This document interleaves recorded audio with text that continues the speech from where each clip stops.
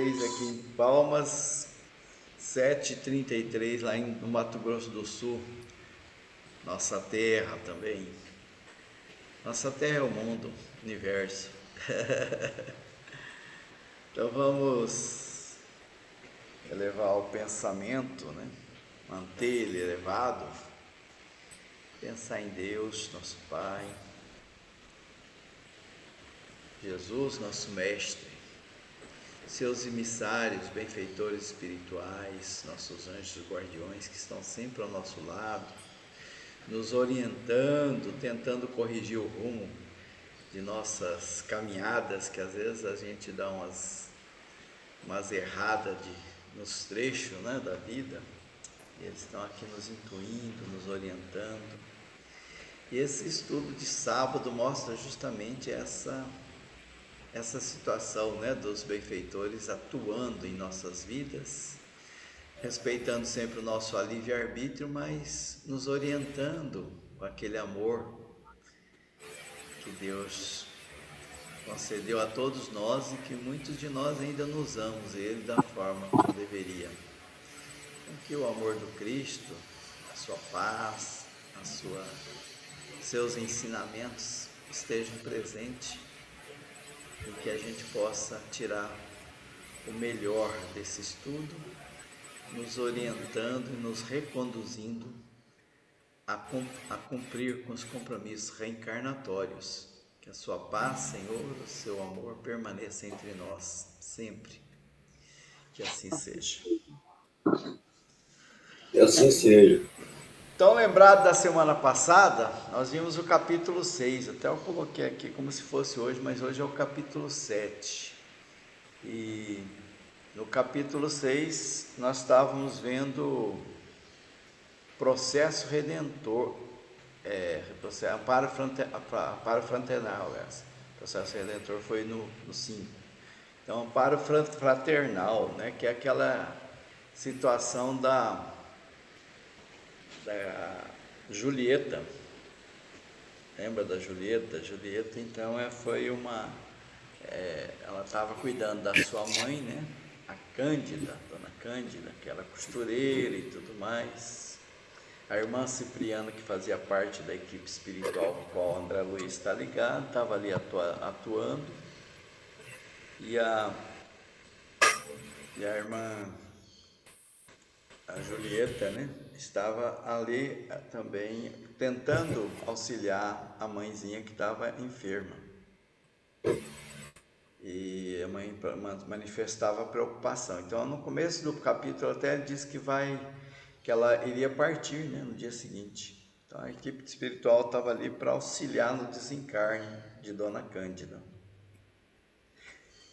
E então tinha a preocupação da mãe com a questão, né, as dificuldades que estavam vivendo no campo financeiro, e a filha, né, Julieta, tinha que arcar com as despesas do hospital, dos médicos e tudo mais, e ela preocupava porque o valor era muito significativo para eles.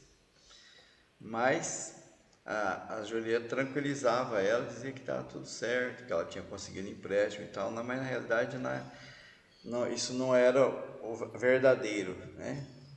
Ela estava fazendo justamente aquilo que a mãe estava preocupada que pudesse acontecer. Ela tinha ido para uma casa noturna, dançar, cantar e conseguir um recurso financeiro para poder bancar as despesas da casa e da própria mãe enferma. E o Paulino foi uma pessoa que se interessou pela Julieta lá nessa casa noturna, mas estava com ela para exibir ela como um troféu, como uma joia rara. E ele, então, tinha essa visão, né? Não estava com ela com a intenção de casar, de constituir família, nada disso. E a atuação da Cipriana e sua equipe, trazendo eles para o mundo espiritual, né? O Paulino, a Cândida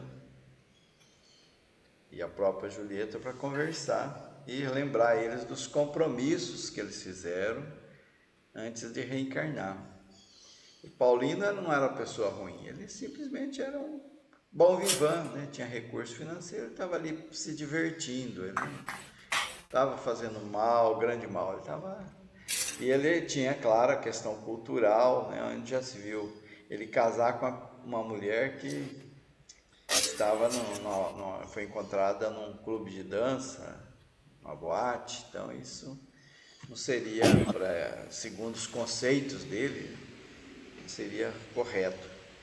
Então a Cipriana começou a conversar com ele, explicou para ele os compromissos e as necessidades, e mostrou para ele que a grande diferença entre Julieta e ele, né? Ele tinha uma vida tranquila e a Julieta estava ali se sacrificando para poder manter isso aí. Então no final ele percebe que realmente o engano, o equívoco que ele estava cometendo e se compromete a casar com a Julieta. Esse foi o final do nosso capítulo. Um resumo bem rápido, só para mostrar o que aconteceu. Alguém quer fazer mais algum comentário sobre essa situação, né? Na semana passada até nós comentamos alguma coisa sobre a profissão das mulheres, as dificuldades das mulheres na época, que eram bem mais difícil, né? O machismo, a questão cultural. Hoje tem menos, mas naquela época era bem mais complicado. E uma mulher sozinha, né, tinha muitas dificuldades perante a sociedade. Orlando, a nossa mãe Abadia, né, passou por esse processo, né? Ela ficou viúva muito cedo, né? Dificuldade, né? Enfrentar a sociedade e tudo mais, né? Napoleão deixou para ela uma situação até, né, para ela poder sobreviver, mas ainda assim as dificuldades se apresentavam, né? Porque era muito difícil. Mulher sozinha, viúva, com 3 filhos. Mas ela venceu com honradez. Sim. Seguiu o exemplo da dona Cândida, né? Trabalhou feito uma condenada, coitada da minha mãe, para Ela era bem. sustentar todos nós e manter a família. Sim. Então foi. Antes as coisas eram mais. Era assim, as mulheres ficavam viúvas e não seguia em frente com outro marido, né? Porque minha sogra mesmo ficou viúva com 40 anos, com uma criança menor. Ela tinha 9 filhos, o menor tinha 4.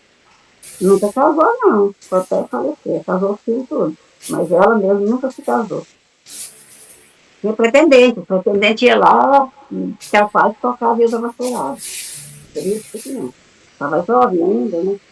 Mas antigamente era assim. Agora hoje não, o marido morre, já o pretendente já está lá, de molho, já guardadinho. Hoje a nossa vidinha tá mais fácil, né, dona Lalinha? Tanto Não vai. tá mais fácil. Antes não arrumava, não. Estamos vencendo alguns Ou largada, preconceitos.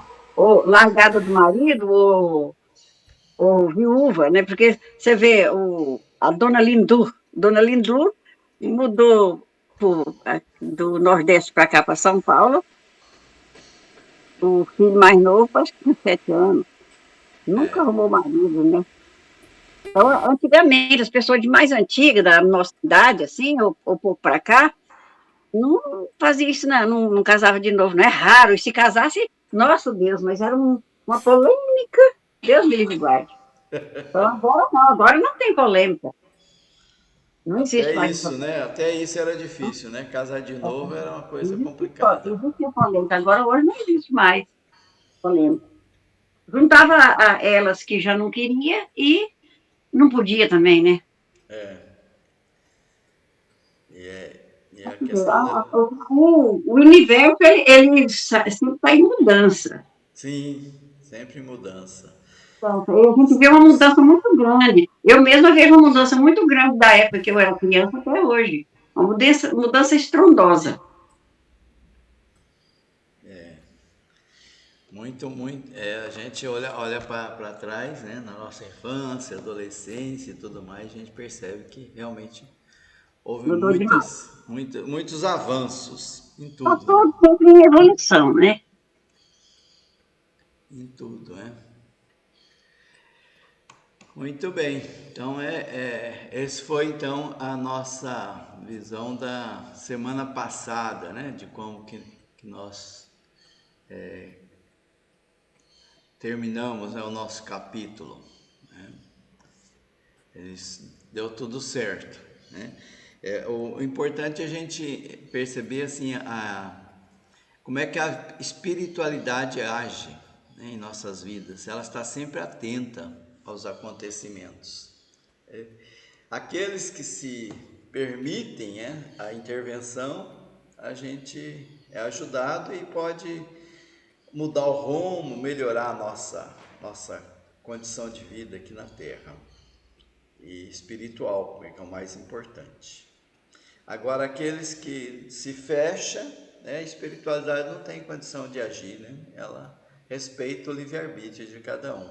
Os benfeitores não vai lá e obrigar a pessoa a fazer o que é certo, né? Cada um faz o que é certo dentro da sua vontade, da sua forma de agir. E hoje nós vamos ver então o capítulo 7, né, que trata de uma outra questão, uma outra situação que nós vamos entender aqui. É o processo redentor. Então, o processo de desencarne da Dona Cândida foi concluído, né, com êxito. Conseguiram encaminhar a Julieta e o Paulino. Então, eles, ali para diante, ia seguir por conta deles e os espíritos que estão sempre ao lado ali, que é os anjos guardiões, né, o nosso anjo da guarda, e aquela equipe que interviu ali para contribuir, ela então ia para outras atividades. E então saiu do hospital, né, a equipe, e André Luiz e a equipe ali, o Calderaro, estavam conversando sobre essa questão dos casos, né? Lembrando que esse livro nós estamos estudando a questão da mente e do cérebro, né? Como é que funciona as questões, né?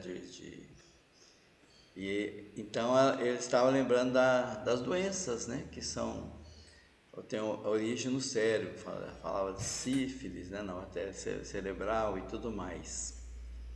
E os desequilíbrios, né, que acontecem, que são milhares por semana que que todos nós estamos vendo. E hoje nós vemos assim desequilíbrios assim até maiores, né? A gente hoje tem muitas nominações até, né, das enfermidades na área da mente. Então eles estavam lembrando que a escola terrestre, né, ela exige a colaboração espiritual. Então, lembrando que eles estavam sempre presentes na vida das pessoas. A espiritualidade está sempre ali, atenta, tentando contribuir para que nós evoluamos. E elas atuam nessas três áreas, né, que até o Espiritismo sempre fala: ciência, filosofia e religião. Então, a ciência para ver a questão dos fenômenos, mais ligada à questão física, material. A filosofia, que faz a ponte aí entre a ciência e a religião. Então, ela acompanha, enriquece a ciência, né? Deixa de ser aquela questão mais material, para também trazer um pouco de espiritualidade à ciência. Então, ela leva valores intelectuais também para a religião, e a razão, né, para que nós tenhamos aquela que nós chamamos de fé raciocinada. Então, nós estamos nesses tríplices aspectos que ele está lembrando aqui, que a espiritualidade atua nas nossas vidas. Então, a crença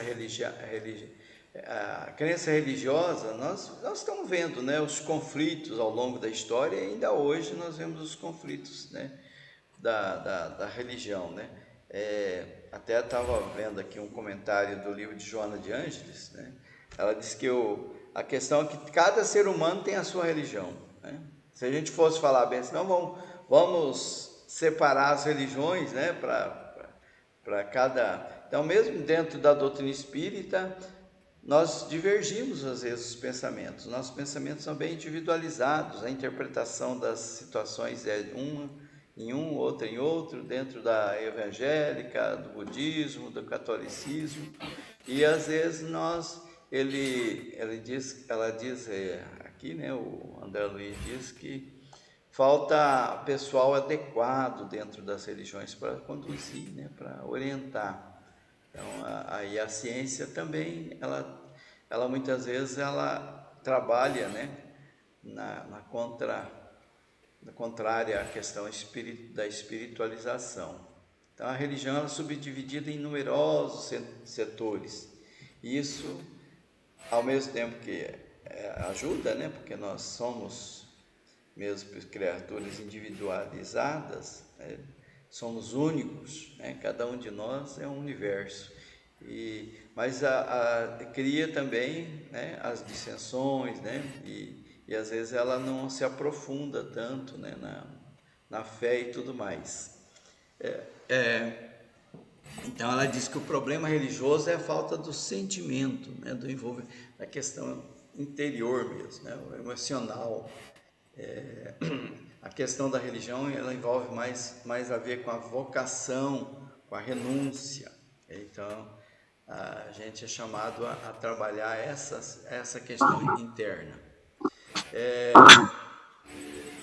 Então, ele lembra assim que nós somos uma humanidade só, então uma família só, filha do mesmo pai. Nós sempre lembramos isso, mas na hora de atuar a gente faz, né, as separações, né, as setorizações, as caixinhas. E a equipe espiritual observou que ela trabalha com todos, né? Todos ali são família, né? Ela se envolve no caso, e aquele caso ali passa a fazer parte da vida daqueles trabalhadores que estão ali atuando. E nós aqui, enquanto encarnado, nós não temos esse mesmo comportamento, né? O nosso comportamento para a nossa família, nós temos um tratamento mais diferenciado, né? Para aquele necessitado fora da família, nós temos uma forma diferente de visualização. Então, só colocando isso, né? E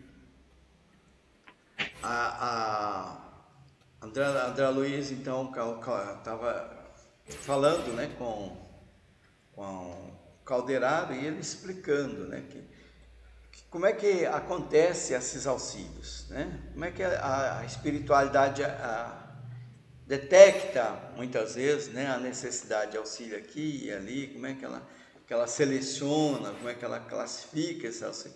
Então ele lembra que a prece ela é essa ponte, né, que nos liga a Deus através da espiritualidade que está ali sempre trabalhado. Então, aquelas aspirações íntimas, aqueles pedidos que nós fazemos, declarados ou não, né, que a gente faz interiormente, muitas vezes, é a prece que vale. Então, às vezes, a pessoa nem percebe que está em oração, né? Se eu estou aqui numa dificuldade enorme, tá? Então eu falo, puxa vida, que difícil que é, né? Eu gostaria muito de auxiliar, de agir, né? Gostaria de ser auxiliado, de receber a bênção, né? Conseguir essa conquista e tal. E nesse momento eu estou em prece. E a espiritualidade sente, né, aquele desejo sincero que a pessoa está ali se manifestando de ajuda, é a abertura que eles esperam, né, nas aspirações íntimas de cada um de nós, né, para que eles possam se inserir e começar então ali o trabalho de auxílio em nossas vidas. E aí o André Luiz ainda, né, questiona a questão, né, das diversas religiões, as diversas formas de orações. E o Calderaro, de novo, ele diz, né, que não é questão, né, de orar dessa ou daquela forma. cumprindo esse ou aquele idealismo, né? Isso não interessa muito para nós. Se a pessoa pertence a essa ou aquela religião, aí o que a gente quer é, independente das fórmulas dogmáticas, nós queremos ajudar aquele que se permite ser ajudado, né? Então, aqueles que querem mudar a forma de vida, então não é favoritismo. Não, tal religião, ela tem uma estrutura mais adequada, então nós vamos atender aquela religião. Não é isso, não. Eles atendem qualquer pessoa, o ateu, o religioso, não importa. Está sempre atuando para auxiliar isso aí. Aí então ele começa a falar sobre a questão que nós vamos estudar hoje, né? Que é um companheiro de muitas épocas que estava reencarnado ali numa situação assim muito difícil, e a mãezinha dele estava ali, né? Ajudando, e a equipe estava ali ajudando a mãe, né? E a ele próprio, e a estrutura orgânica daquela criança, era uma criança, ela estava assim bastante complicada, né? Estrutura física bastante fragilizada, e por causa de compromissos de vidas passadas. E então eles oravam ali, né? A mãe pedia ajuda, né? Para o filho indefeso que estava ali, e eles estavam. Então esse era o trabalho que eles iam desenvolver naquele momento, né? O menino, ele estava assim, ela diz assim, inspirava piedade, né? Ele estava doentinho ali, repousava chorando, e tinha duas entidades infelizes, né? Dois obsessores ali, atuando, assediando e causando assim mais sofrimento, mais dores àquela criança de 8 anos de existência física.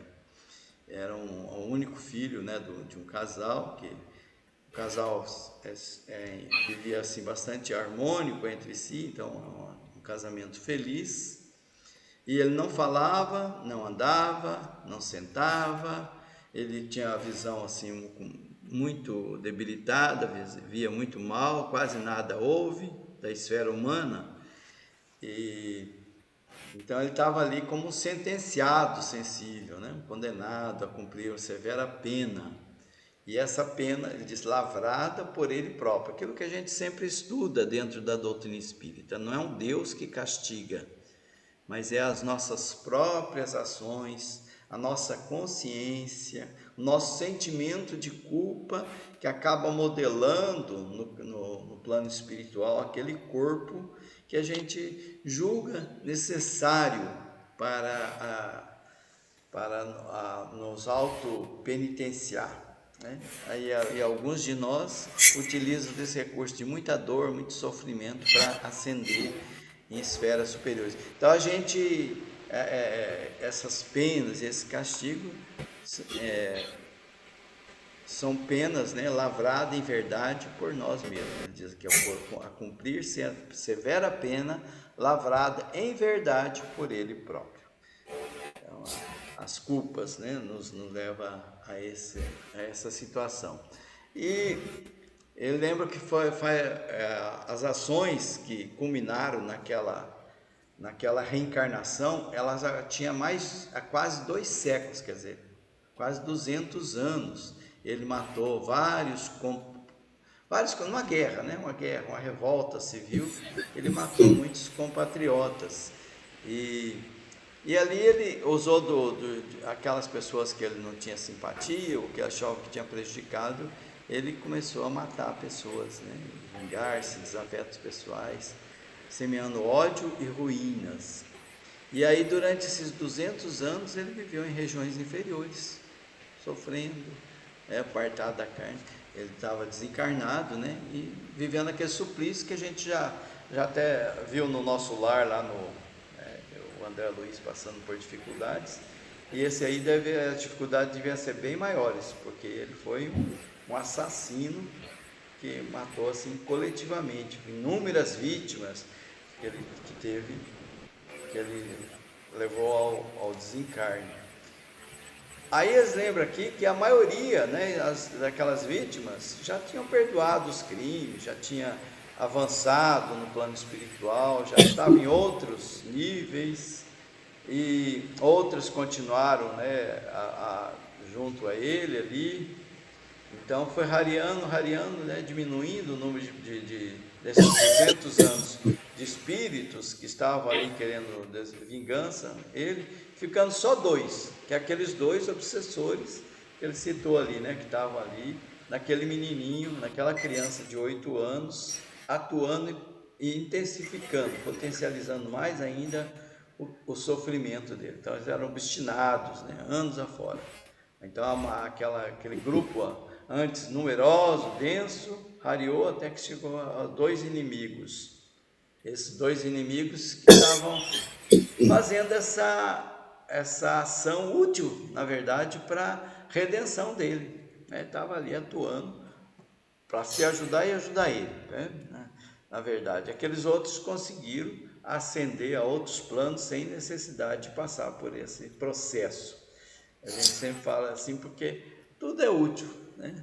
Tudo na criação de Deus tem a sua finalidade. Até essas maldades que a gente vê por aí tem a sua finalidade útil. No final, Deus aproveita para que a gente cresça e tire dessa uma lição maior. Então ele estava ali passando por esse resgate, né, reencarnatório, há muitos anos. Então era triste, né, ver aquela situação, né?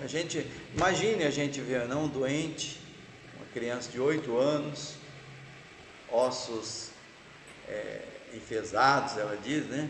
Carne quase transparente. Então poderia ser uma criança assim feliz, que brincava, né? E no entanto ela estava ali imóvel, não conseguia nem falar, só emitia alguns sons guturais próprios da esfera subhumana. Então aquele paralítico, ele diz, a aparência dele parecia mais com um símio, né, um macaco, né, aperfeiçoado. Ele estava numa situação assim bastante deplorável. E ele explicou, o Calderaro explicou, o espírito não retrocede em hipótese nenhuma. Então a aparência era só a aparência física, o espírito continuava no mesmo nível evolutivo que ele conquistou. Então aquela aparência era mais para ajudar ele a se enxergar e a ir para o processo regenerativo necessário. Então por muito tempo ele ficou nessa situação de se auto-envenenar, né, por crises, por sentimentos de culpa, por lembranças do que ele fez, né, se justificando talvez, e isso foi trazendo problemas para a mente dele, né? Os inimigos ali contribuíam para isso, né, assediando ele. Então no campo da consciência ali, ele estava ali chorando, debatendo, né, sendo torturado por ele mesmo, né, por conta do que ele fez e do que ele criou para ele mesmo, potência dele. Então ele estava em desequilíbrio ali.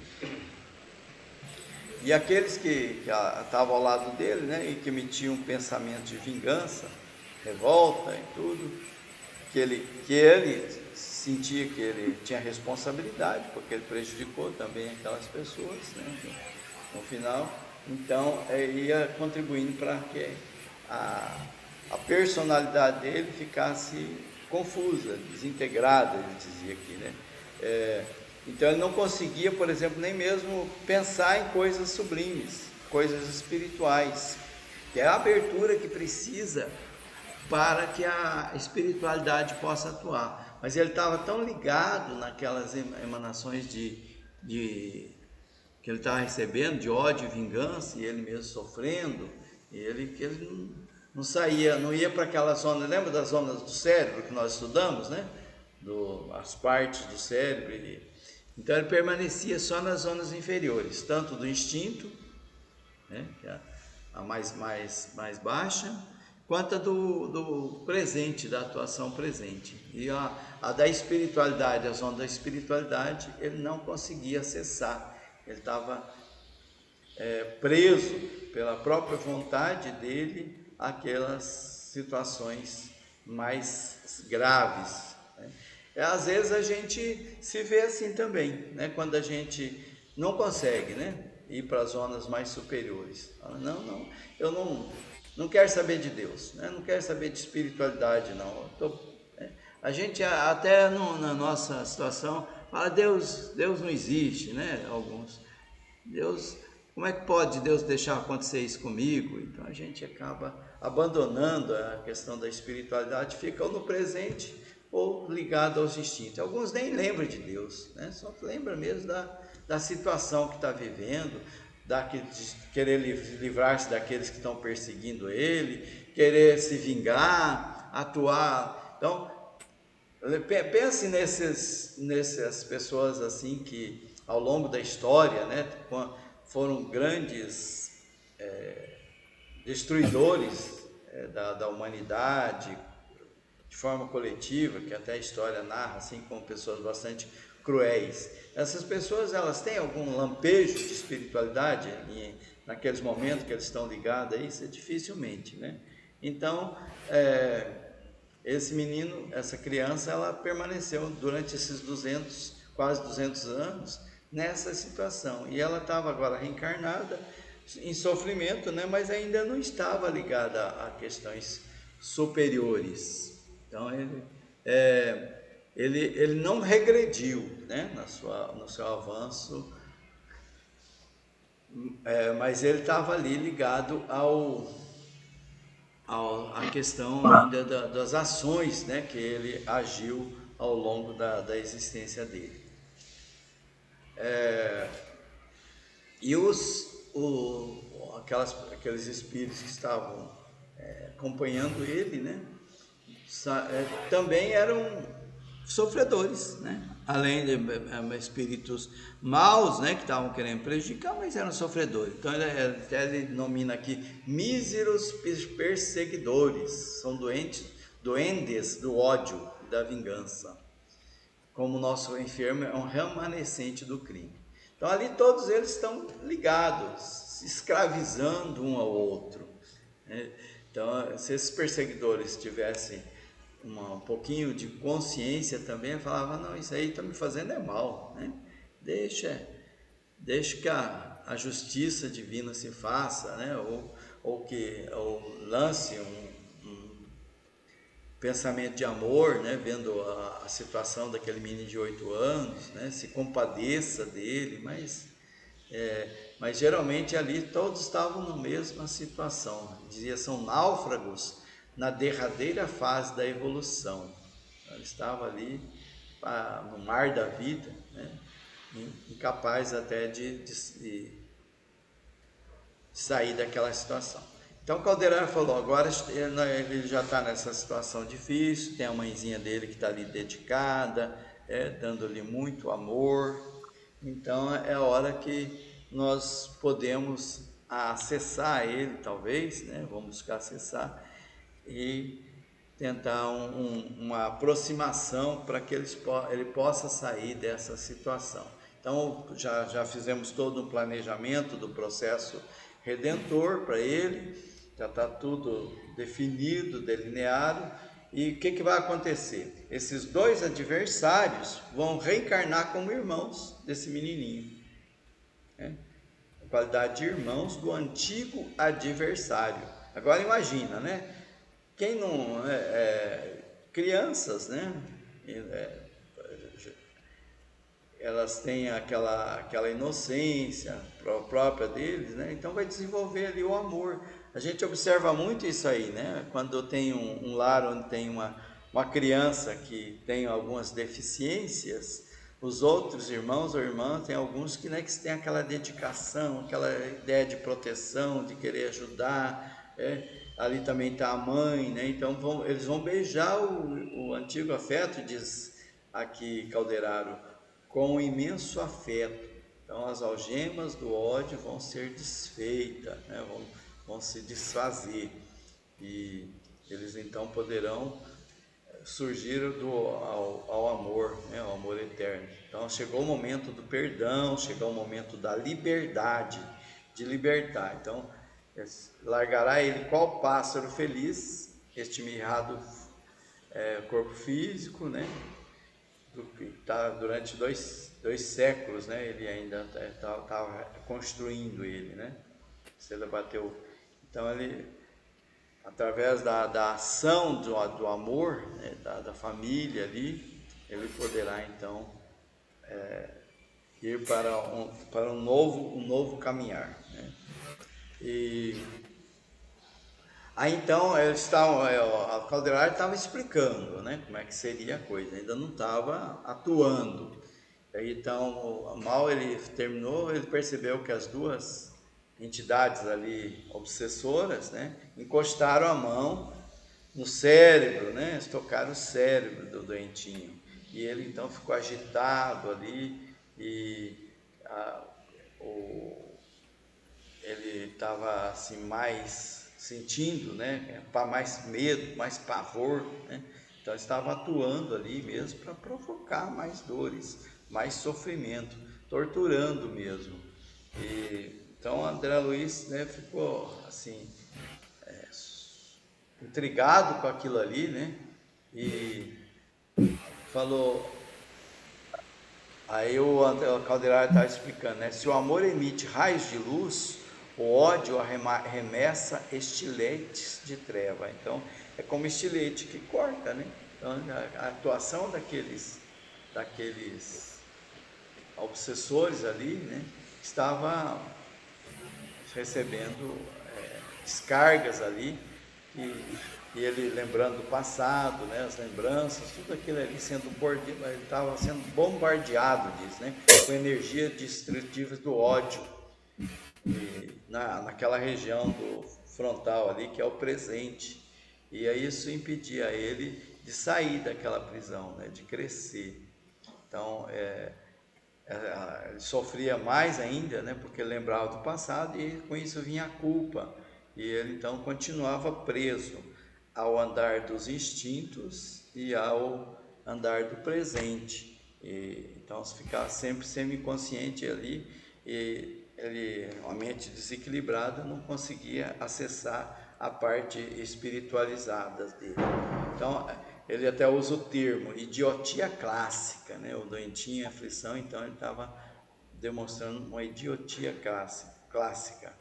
E daí ele faz a descrição de como que isso acontece, né? A paralisação dos órgãos físicos, a visão e tudo mais, como é que o cérebro atua nessa questão. E então que ele, por conta dessa atuação dos espíritos e a lembrança que ele tem das ações dele, ele volta a viver aqueles estados primários, do primitivismo, dos instintos,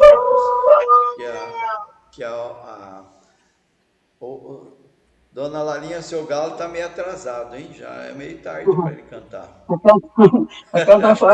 Aqui eles cantam o dia inteiro, João. Depois tem hora mais, começa de madrugada e vai o dia inteiro. Às vezes ele já é meio velhinho, está meio caduco, né? Será que não? Não, é jovem. Como é que é o nome dele? Xandão. Como é que é o nome? Não entendi. Xandão. Tem um que chama Luiz Fux, o outro chama Xandão. Xandão. Tá bom. Não é o Luiz Fux, ele é mais magro, mais comprido, e esse aí é mais forte. Entendi. Então, voltando aqui, então ele voltava aquele primitivismo, né? E ele lembra daí os tratamentos que eram feitos, né?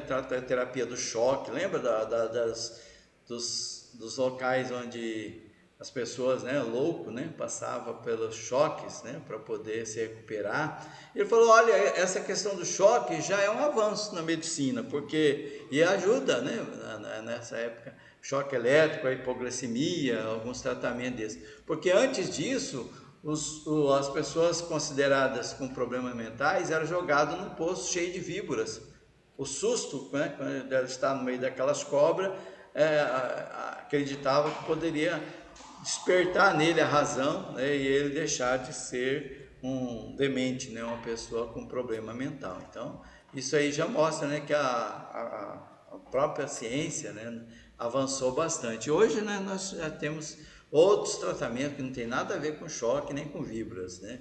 Então, ele diz que tudo na vida, né, reclama tempo, né? E a própria retificação, retificação da ciência, da filosofia, da religião envolve tempo. E nós também, né? E até a questão da nominação, né, que se dava, ele fala bem assim, isso aí não é um típico mongolismo, né? É um termo que é até pejorativo, né, preconceituoso, que isso não se usa mais. Na época usava, né? A pessoa tem mongolismo. Então ele diz aqui, a medicina humana batiza as moléstias mentais como lhe apraz. Então, nessa época, então, eles não estavam aprofundando o estudo da medicina, né? Ficava só na periferia. Hoje, a própria ciência, a própria psicologia, ela já estuda um pouco mais adiante essas culpas, né? Essas situações. É claro que eles ainda não avançaram tanto para ver a questão reencarnatória, mas já avança bastante na ver a analisar o ser humano, né, de acordo com algumas questões, né, do passado, né, que pode influenciar. E aí então, nesse momento que aquelas duas entidades atuaram em cima do menino, ele ficou agitado, então, a mãe dele percebeu a agitação, se aproximou, afagou a testa dele e levantou ele carinhosa, abraçou, muito carinho, e o menino foi aquietando. Então ali a energia, né, do amor, ela traz esse alívio. E ela estava chorosa, né, porque ao ver o filho sofrendo, ela chorava, ficava triste, né, com aquela situação. E na sua tristeza, ela dizia assim, por que não, o Senhor não ouvia ela, né? Nos altos do céu, por que não via um milagre para que o filho dela pudesse ter o equilíbrio necessário? Ela que já havia casado fazia 9 anos, sonhava com uma vida tranquila, feliz, né? Equilibrada, com esposo, cheio de filhinhos felizes. E, no entanto, o primeiro filho que veio com numa face horrível, né? Monstruosidade, sofrimento. E por que nascia criança, né, na Terra com essa destinação, né? Então ela falava isso com muita angustiada, né? Vendo a angústia do filho. Ela fala assim que por que será esse martírio em cima dessas crianças inocentes, tão pequeninos? Ela procurara médicos, especialistas, e sempre aquelas decepções, o engano. O filhinho dela parecia que não tinha, era inacessível. Nenhum tipo de tratamento trazia resultado. E ela chorava implorando a Deus, né, para que não faltasse energia para a luta. Veja como é que é, né? Que ela continuasse firme, lutando.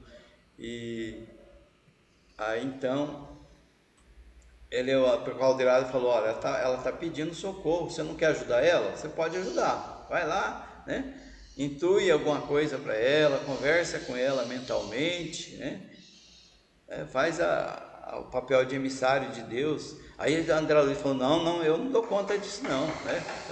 Eu vi a Cipriana fazendo no capítulo anterior que ela fez, né? Toda aquela conversa, a autoridade moral da Cipriana para conquistar aquele coração tão endurecido, né? E então ele falou, eu não dou conta disso não, né? E aí o orientador falou aqui, porém não falaremos a corações que odeiam, e sim a torturado espírito materno, que reclama estímulo fraternal. O conhecimento e a boa vontade pode muito. Então, se você tiver boa vontade, André Luiz, você consegue, né? Se tiver amor ali, né, e conhecimento, você vai conseguir. E é necessário, ele diz, né, a gente diplomar-nos, né, na ciência do amor para nos servir uns aos outros. O André Luiz falou, agradeceu, né, por ter convidado ele, mas ele falou, não, mas eu não vou declinar, né, dessa questão, não não consigo, né? Não consigo, né? E aí ele observou lá a epífise, né? Que é aquele grãozinho semelhante a um grãozinho de arroz, né? Que fica bem no centro do nosso cérebro ali, né? E viu que ali algumas claridades surgiam, né? Porque a hora que o calderário começou a atuar, né? Fazendo aquele passe, né? Colocando a mão sobre a cabeça dele, então ele observou que a epífise ali surgiam claridades irradiantes, né? E os olhos dele começou assim a brotar algumas lágrimas. E aí ele pôde ouvir então os pensamentos, né? Ouvir o pensamento. Veja bem, né? Como é que a espiritualidade atuou. Sim, Deus não a abandonaria, dizia, né? Então ela começou a sentir a presença de Calderaro ali e as intuições que Calderaro passava para ele. Então ela via assim, como se o pensamento dela mudasse, né? No momento ela estava muito angustiada, pedindo socorro e tudo mais, no outro momento ela estava dizendo, não, mas Deus não vai me abandonar, né? Deus vai me dar força, né? Eu vou conseguir até o fim, né? Então nesse momento está atuando, né, os benfeitores espirituais, e às vezes a gente nem percebe, né, e acha, não, isso foi um pensamento que me surgiu, né? Mas na verdade é uma atuação ali que é bastante assim sensível, né, e discreta. E ela falou, eu vou voltar, né, para o meu filho é belo, né, com toda para mim ele é belo e pronto, né, eu vou continuar me devotando a ele e nós vamos conseguir vencer essa situação. E já começou a mudar a forma de ver as questões, né? E ela dizia assim, não bastaria confiar ao Supremo Pai, né? Serviria ao Senhor sem indagar, amaria o seu filho pela eternidade e morreria, se preciso for, para que ele vivesse. Então essa foi o momento, né, que eles atuaram ali naquela mãezinha, para que ela pudesse se fortalecer no convívio e na ajuda daquele filho que estava naquela deficiência extrema. E com isso então encerra o capítulo 7. Agora eu queria ouvir de vocês alguns comentários. Odilon, mãe que parece que é muito bem preparada uma mãe para receber uma criança dessa. É muito bem preparado por Deus, porque eu não sei como, porque a minha nora, ela, ex-mulher do Adriano, ela teve uma menininha com problema de saúde assim também. E ela é uma menina rebelde. Ela tinha 18 anos na época. Ela era rebelde, totalmente rebelde. E depois do nascimento da menina, a hora que o médico falou para ela que a menina só ficou deficiente porque ela nasceu de 5 meses e não tinha UTI para colocar ela. Então, ela ficou fora da UTI um prazo e deu, gente, deu parada cardiorrespiratória. E aí, secou um lado do cérebro.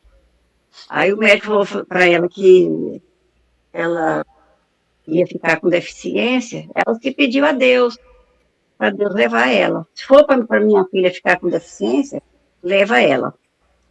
Ela me contou a mim se eu danei com ela até. Aí, bom, ficou, e aí, quando alguém falava para ela que a menina tinha deficiência, aí ela virava bicho, não gostava de jeito nenhum, não aceitava que a menina tinha deficiência de jeito nenhum. Mas com o tempo, ela foi aceitando, e o amor por essa menina é um amor assim tão grande, que só Deus mesmo para saber a quantidade do amor dessa mulher por essa criança.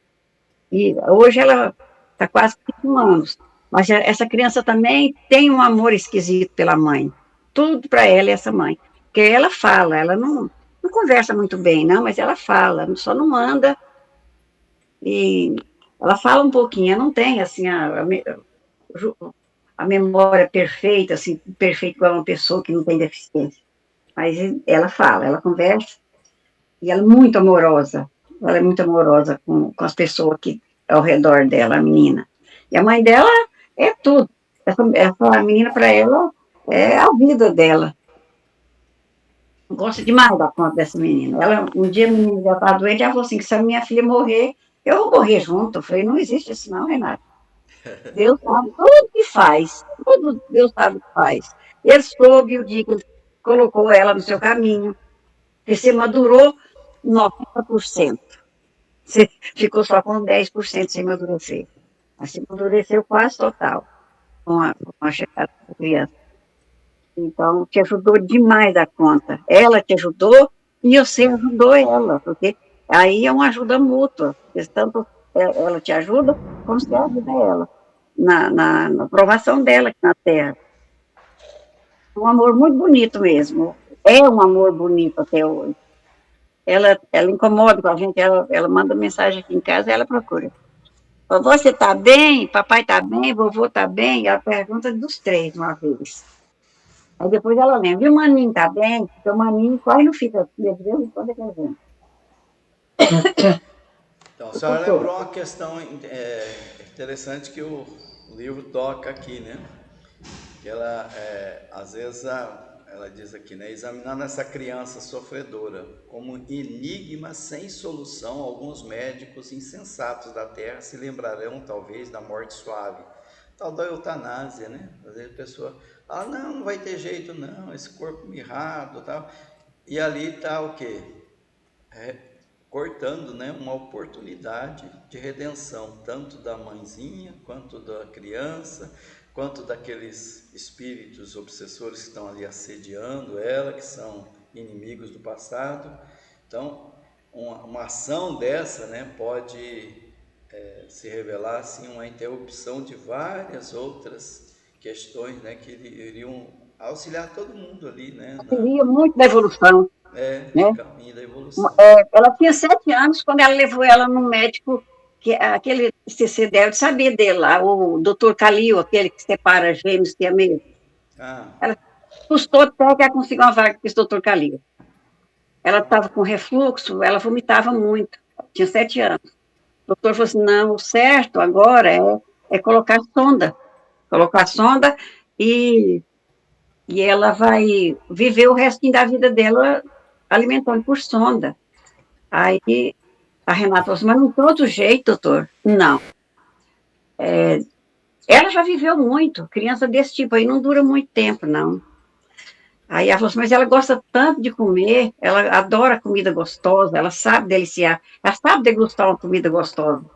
Agora põe sonda, ela não vai ver gosto de comida mais nunca. Aí foi o que ele falou, criança desse tipo aí dura muito pouco tempo, ela durou até demais. Ela saiu lá do consultório do homem chorando e nunca mais ali nesse médico. Esse médico ali é só mídia. E aí tá até hoje, já tinha 7 anos, hoje já tem 21 anos. Sarou desse refluxo dela, ela se cuida, nunca pôs sonda nem nada, ela gosta de uma comidinha gostosa, não adora uma comida gostosa. Ela sabe falar tanto quando tá gostoso, ela fala, mamãe, mas ficou tão gostoso. Ela sabe adorar a comida gostosa. E assim, cada conquista dela, né, é uma alegria para a mãe, né? Cada conquista que a Estela fazia, para a Renata era uma conquista é igual uma pessoa que conquista uma medalha de ouro. Para ela foi maravilhoso. Hoje ela é outra pessoa, a Renata é outra pessoa sensacional mesmo, de boa, pessoa muito boa, muito amorosa, muito, assim, desapegada. Não é igual era antigamente. Mas Deus sabe tudo que faz. Tudo que Deus sabe que faz. Mas não tem que reclamar de nada, porque tudo que nós faz para os outros, nós fazemos para nós mesmos. Se nós soubesse que o que a gente faz de mal para o outro voltaria para nós, ninguém faria, é claro, né? Mas a ignorância é muita, né? Tem gente que quer só bater, quer só matar, quer só judiar. Eu não penso que o batido dele, o judiado, a morte, tudo que ele faz de mal para o outro, vai resultar para ele, que ele vai sofrer no futuro. Mas Deus, na sua infinita bondade, ele ajuda. Por exemplo, a criança que tem uma deficiência, ela está pagando aquela dívida dela, mas está ajudando a outra também a se recuperar, né? Ali é uma recuperação mútua. Todos podem ganhar, né, com aquela situação, né? Uma criança Orientação. deficiente, todos ganham, tanto a mãe como o filho. E raramente uma mãe com um filho deficiente tem marido. O marido sempre larga. Você pode observar. O homem não dá conta, não, né? Deixa por Ela conta não da aguenta. mulher, Ela da não mãe. aguenta. Você pode observar. Toda mulher com um filho deficiente, ela não tem marido. O marido já largou para Não trás. consegue ficar junto. E olha que o trabalho dele seria bem menor, né? Que é uma parte mais pesada, fica com a mãe mesmo. Desse jeito. Desse jeito. Só quis observar nisso. Eu conheci várias. Uma vizinha minha lá, tal de Isabel, a menina dela morreu com 23 anos. Ah, Esse não, era um vegetal, tadinho. Eu só mexia com os olhos.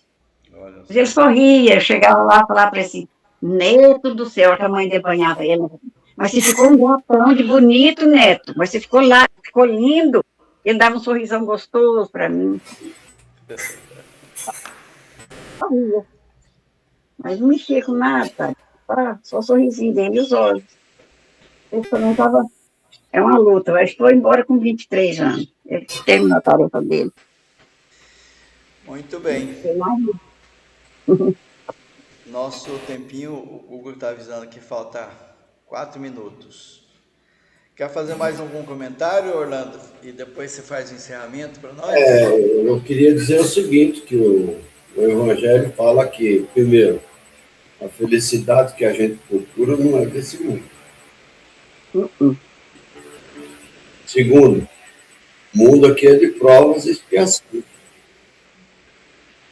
Agora, feliz o espírita, aquele que é espírita mesmo, porque a minha mãe, a dona Badia, falava que tem o espírita e o espiritola, né? O espírita verdadeiro entende que quando a gente está passando por uma situação difícil, é uma expiação. São débitos de outras existências, né? Compete a gente se livrar desse débito o mais rápido possível, com dignidade, coragem. E é o que aconteceu aí. Agora, aqueles que não conhecem a vida após a morte, não entendem que a vida continua, eles se revoltam. Que Deus é esse? Eu não fiz nada para merecer isso. Então, aí tem duas saídas. Foi o que eu fiz na minha vida, né? No final da minha existência. Agora, eu optei pelo trabalho dentro da doutrina espírita. Hoje, na federação, eu coordeno, né, a Regional 6, a URI, aqui em Dourados. Eu sou considerado como um bombril, né? Tenho 1001 utilidades. Né? Penso que eu não faço, né? Eu faço palestra, dirijo trabalho mediúnico. Agora, peguei o centro espírita lá, a União Beneficente, para administrar, não tinha ninguém para pegar, eu peguei. E assim eu vou emendando um trabalho com o outro. Dentro desse trabalho ainda tem a URI, né, a União Regional Espírita de Dourados, que eu coordeno. Então eu optei pelo trabalho, né? Em vez de eu ficar chorando, dizendo que Deus é injusto comigo, que eu não poderia passar por isso, não deveria passar por isso, eu uso a terapêutica do trabalho, porque o trabalho é uma terapia muito grande. É o que ajuda a gente a vencer os percalços da nossa existência. Muito bem. Nosso tempo está acabando, falta menos de 1 minuto, vai terminar. Vamos fazer a prece. Tá. Boa final de semana para todo mundo, se Mestre amado Jesus, muito obrigado pelo estudo, por esse dia